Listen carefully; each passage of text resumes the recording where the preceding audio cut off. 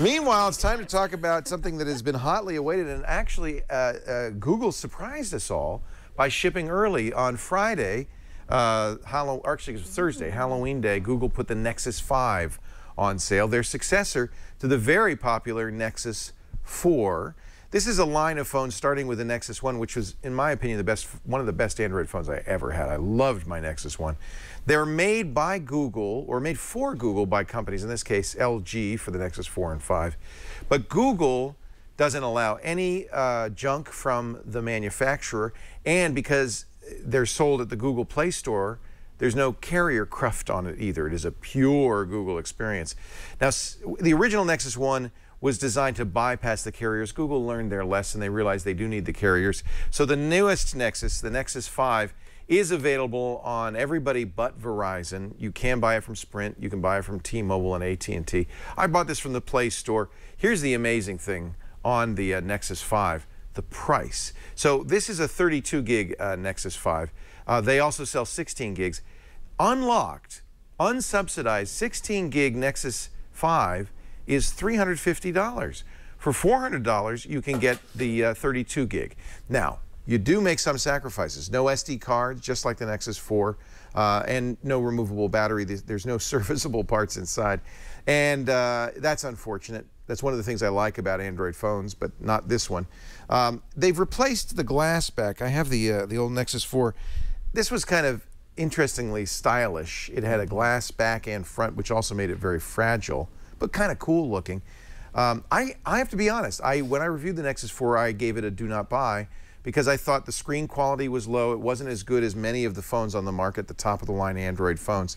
And I also, I confess, didn't fully appreciate the value of having a pure Google experience phone. I have learned my lesson, and a year later, I have to say there's a lot of good in the Nexus 5. First of all, it's the first phone to have Android 4.4 KitKat. No other phones yet, many will. KitKat has some interesting new features. This is the new Google home screen. I've customized it a little bit, but this is the thing that's most important. One of the pages of the home screen is now Google Now. Google Now is sewn into all of this. Also, a new photo app. It's a little confusing, frankly. There's still the Gallery app, but they also now have a Photos app on the Nexus 5 that really is just an interface to the Google Plus Photos, including their new Auto Awesome, their new video editing. There's a lot of new photo features in Google Plus that I really like. I have to say, the quality of the camera is surprisingly good. Look at that picture of the sidewalk. No, that was a mistake, obviously. It's really rich. I think there's an HDR Plus mode that does a great job. This is an 8-megapixel shooter, still maybe not as good as the iPhone, but I have to say Google's really making some real progress in the software side of this, particularly if you're a Google Plus user. I think you're going to really enjoy the quality of the camera on this. That's a first for a Nexus phone, frankly. They've always been a little second rate in the cameras. It's also a much improved screen over the Nexus 4. It's now full 1080p 5-inch screen, and I felt like it was a little washed out. I think my eyes are ruined by all of the Super AMOLED screens I've been looking at.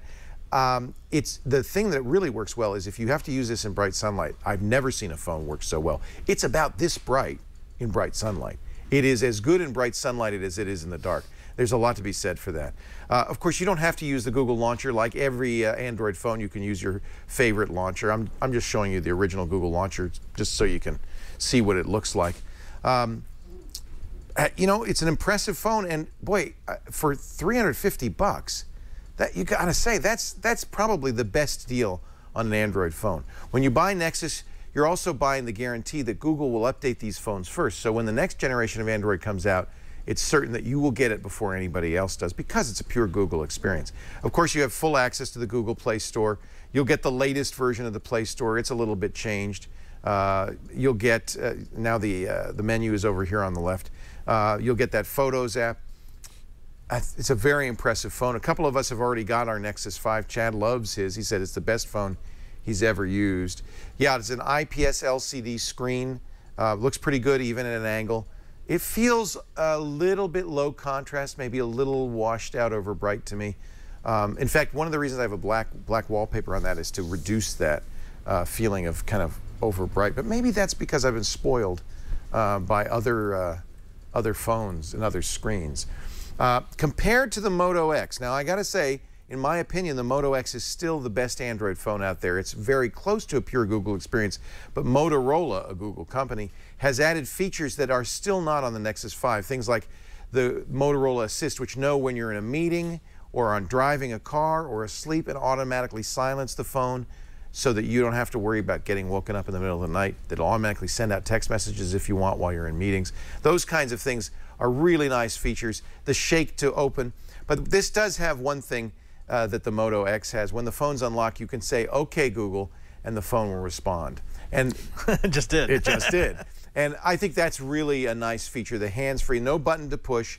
The phone has to be unlocked for it to do that. This also lacks one feature that makes that really great on the Moto X, which is the skip feature. That means when you're in a trusted Bluetooth area or you put it on a specially formulated NFC chip, it'll automatically unlock itself. You still have to unlock this manually or not lock your phone, which I don't recommend.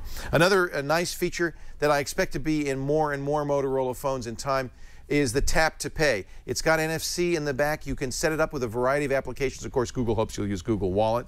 It comes with Google Wallet. And if you go to a store that has the tap to pay feature, don't know where those would be, but one hopes more will appear, you can literally just tap this. I think McDonald's does it, a few places like this. You can tap at your phone and automatically pay with your Google Wallet or other application. So a beautifully designed phone. I think Google was smart to replace the plastic with this velvety soft touch.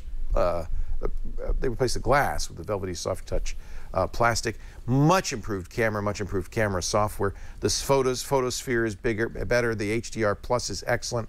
When it ties into Google Plus and their camera capabilities, I think you get a pretty darn good phone. Great video, wonderful video capabilities. The screen, gorgeous. Thank you for 1080p. That's a very high resolution. Shannon played with it a little bit. She said she felt like it was a little soft focus. I'm not sure. You've probably seen the same thing I am, which is just, it feels a little washed out, maybe something like that. Yeah, that must be what it is. Probably should play with it beforehand. So the pros, hey, the price is easily the #1 pro. It is a great screen. It is a pure Google experience. You don't get purer than this, including the first phone to run Android 4.4 KitKat. On the con side, no removable battery, no SD card, either 16 or 32 gigs. That's all you get. And I do feel like the screen maybe lacks a little bit compared to the Super AMOLED screens from Samsung. Even the HTC One, which is also an LCD screen, I think looks better than this at a very similar screen resolution. Nevertheless, this is a definite buy. If you're a Nexus type, this is going to make you very, very happy. Probably the best phone Google's ever done. The Nexus 5, the first KitKat bar in a telephone. And that's my review of the Nexus 5. I liked it a lot, and I just think that there are other phones to look at, the HTC One, the Moto X. What's the good news is Android phone folks have huge, excellent choices nowadays, and this is just one more great phone. Hey guys, so we finally have the official picture here of the Nexus 5 that have been leaked out on the Play Store, but it seems to be a mistake from Google because they removed this after the leak.